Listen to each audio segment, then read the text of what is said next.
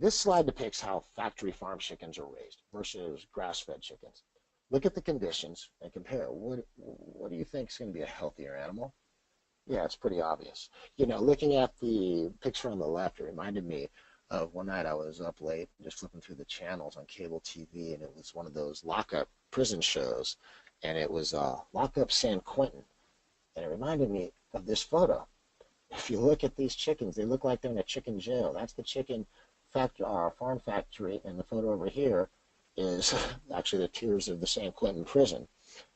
So, moral of the story, we don't want to eat San Quentin chickens or jail chickens.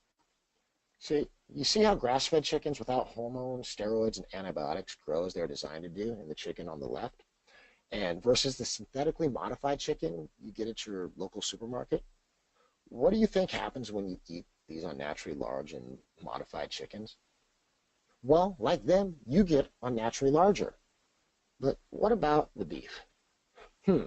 Well, the way cows are fed can have a major impact on the nutrient composition of the beef. Again, it's about grass-fed versus farm factory and grain-fed. Cattle today is often grain-fed, while the animals our ancestors ate throughout evolution roamed free and ate grass, shrubs, or whatever other edible plants they could find in their environment.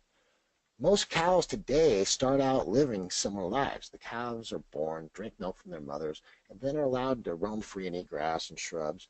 And this continues for about 6 to 12 months. After that, the conventionally raised cows are moved to feedlots. There, the cows are rapidly fattened up with grain-based products, usually made with a base of soy or corn, and they're often given steroids, hormones, and other drugs to grow faster, as well as antibiotics to survive the unsanitary living conditions.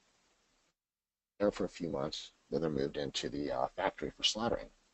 Now, compare that to grass-fed cows, which continue to live on the grassland for the remainder of their lives. You see, as I said, what a cow eats can have a major effect on the nutrient composition of the beef. This is particularly true when it comes to fatty acid composition.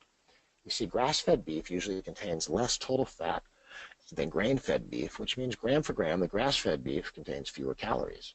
Grass-fed beef has up to 5 times as much omega-3.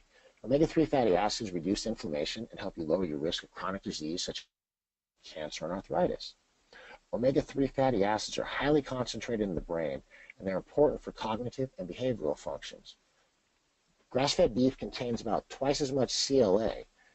This is a fatty acid that is associated with reduced body fat and has some other beneficial effects. CLA is a potent antioxidant, anti-carcinogen, and anti-catabolite, as well as a powerful immune system enhancer. Some of the common accolades of CLA are its assistance in fat burning and building and retention of lean muscle. It's a potent cancer fighter. It's been known to help lower cholesterol and triglycerides. It helps to improve insulin resistance. Grass-fed meats also have higher levels of vitamin A and vitamin E. Vitamin E is an antioxidant that sits on your cell membranes and protects them from oxidation.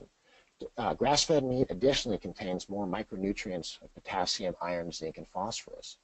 So as you can see, it's not just about the food you eat, it's also about what the food you eat ate. Again, as I just said, it's not just about the food you eat, it's about what the food you eat ate. So to summarize, the food we eat not only influences our weight, but it also contains many diverse components which play important roles in all of our bodily functions. Again, poor quality food can actually create disease. And high quality food, again in the right portions and amounts, can reverse disease and sustain health. In a very real sense, food is medicine. As Hippocrates said, let food be thy medicine, and medicine be thy food.